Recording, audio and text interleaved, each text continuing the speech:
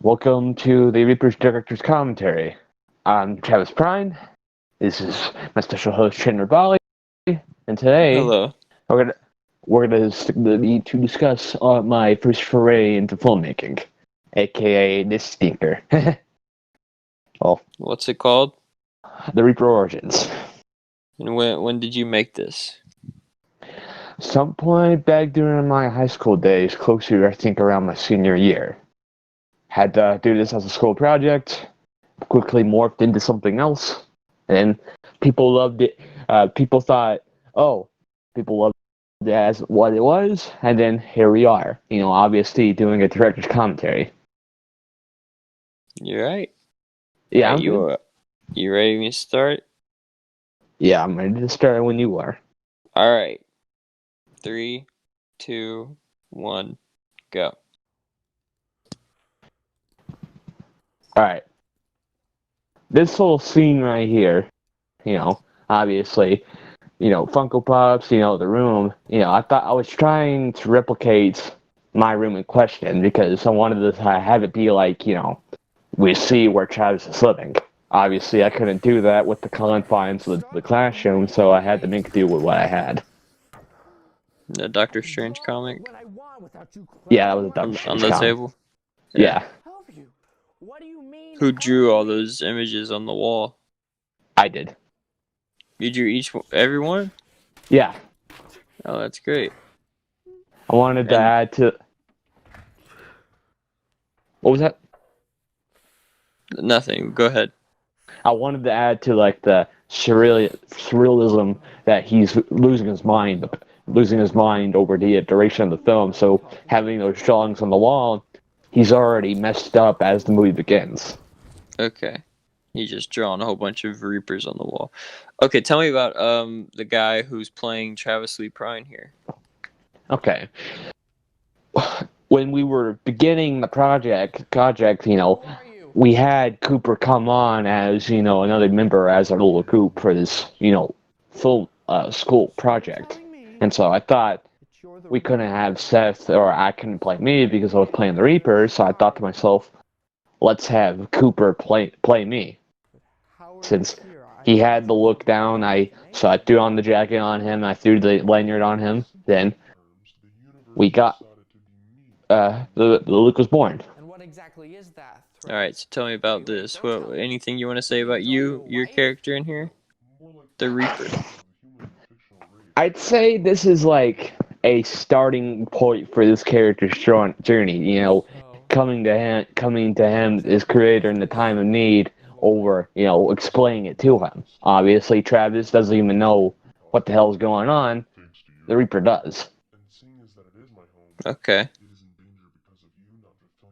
But yeah, we tried putting these two characters in a dark environment. To signify to like let them know like, hey, they're in a new location once the Reaper comes in. Since I wanted to like make it like a nightmare void. The Yeah. void. How did you do that? Because it looks great.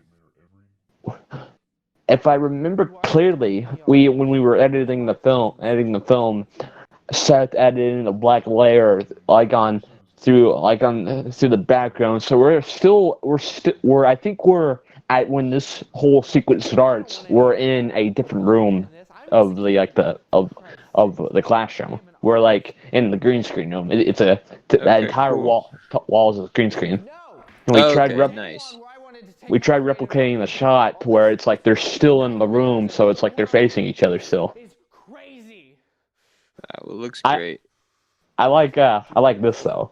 It's like Cooper's hammy acting, but like it's like I love Cooper. It's like I just appreciate what we could have gotten so far with this whole exchange because obviously that's not me talking because Seth had to dub over my lines with like got what it was because we didn't have another microphone on hand like a so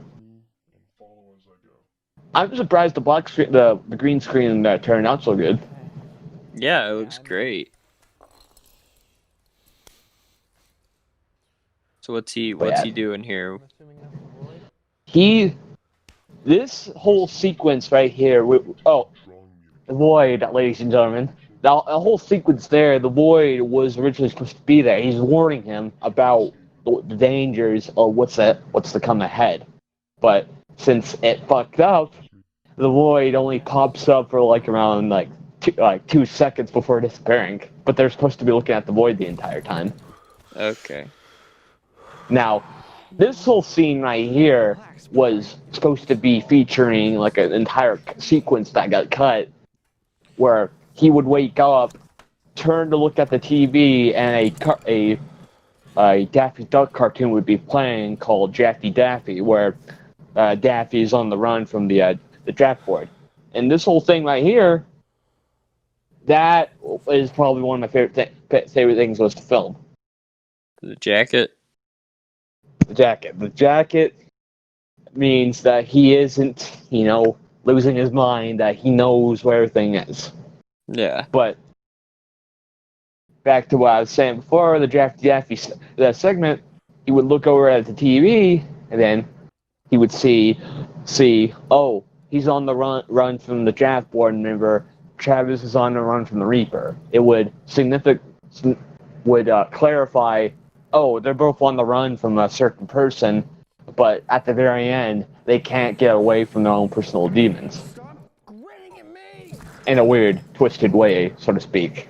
Yeah. Because one's... What? Yeah. Now, that is the end of Reaper Origins, I'm happy what we delivered to the table. I mean, it wasn't as, grand and unique as I thought it was. But I'm happy with the final product. How about, I want to turn the table to you now. I want to hear from the perspective. Okay. What you want to hear from my perspective about what? About Reaper Origins? Yes. Oh well, I love it, man, and especially for the first thing that you directed, the first thing you shot. I do think that the setting works. That's probably the best thing about it on a technical level. Is the setting looks great, cameras are great, whatever y'all filmed it with. Awesome. Love that you chose to shoot it in black and white. The black and white thing was, again, going back to that, because I didn't go into detail. I wanted to because how I'm a big Kevin Smith fan, and watching Clerks and seeing how he filmed that entire thing in black and white, I wanted to, in a way, harken back to that and make my first foray into film, a black and white movie. It looks great. I think Cooper does a great job playing Travis Lee Prine. You do plan on remaking this? I do. Correct. That's something I want to introduce to y'all, ladies and gentlemen. With the help of my Mr. Bali here, I am proud to announce that we are planning on remaking Reaper Origins for later down the line.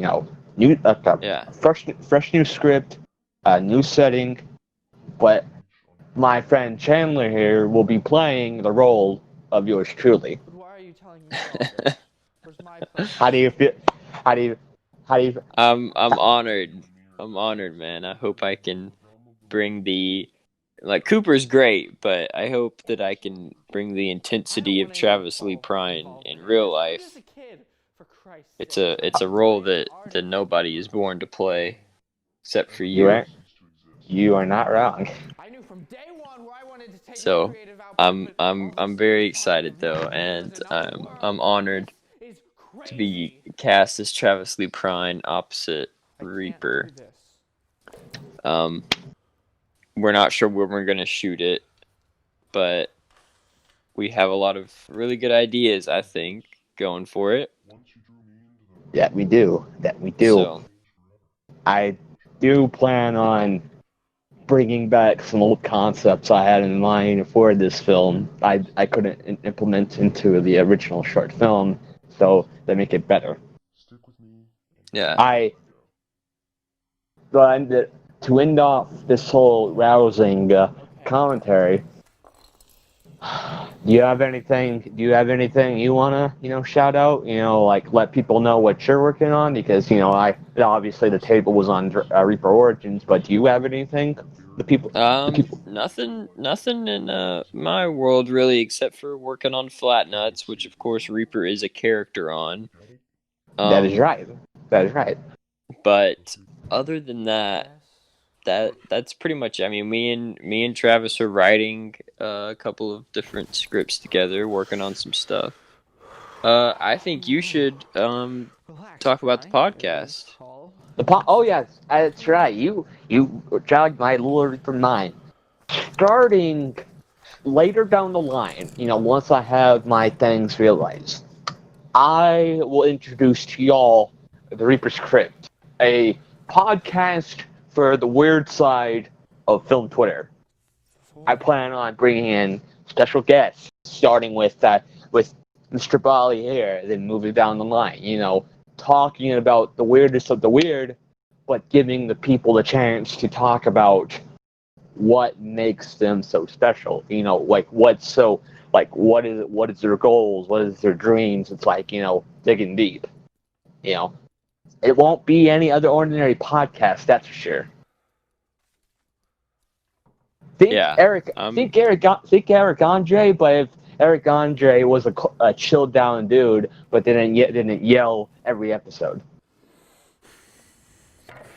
Okay, so what about the Eric Andre show? What are you trying? It's like with Eric Andre, it's like how chaotic every episode his is on his show. It's like, don't think of that as the way it would be. It's because I want to be crazy for my shtick, but expect a calm, cool, and collected podcast. A chill podcast. Okay, so you're never going to be freaking out on anybody. No, there's not going to be any reaping on the Reaper podcast. That's the big thing people are wanting to know. Is there going to be a Reaper segment? I'm talking about with different people who I reaped in the past. Calling people out. It's like, I feel like I could still have time to implement that thing into the podcast, but I feel like right now with the Twitter account and all, I'm happy where I have where the account is, that being the main place for the main reapings, and the podcast being another tale within the Reaper's crypt, where Reaper, is out of his comfort zone and is actually in a chill environment. Okay. But yeah, this says, if we don't have anything else to talk about, this has been... Thank you, ladies and gentlemen, for joining in. This has been the Reaper Origins Director's Commentary. Profile picture that announced the announcement thing was done by my good friend Sponge Kick. Go give him some love. And do you have anything to leave off, Chandler? No, just thanks for having me.